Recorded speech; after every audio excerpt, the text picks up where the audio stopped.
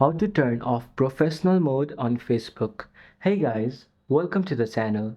So today in this video we'll be learning about how you can turn off professional mode on your Facebook. So if you open professional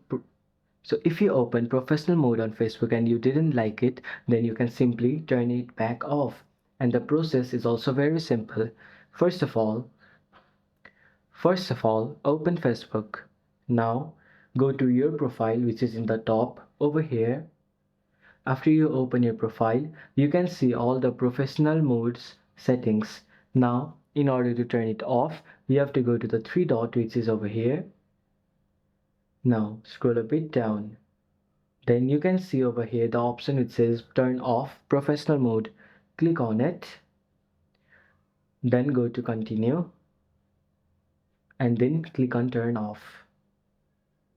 After it's turned off successfully, you can either review default settings or close it. I'm simply gonna close it.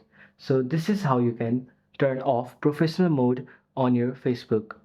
So thank you for watching till the end of the video. Hope you like it and meet you in the next video.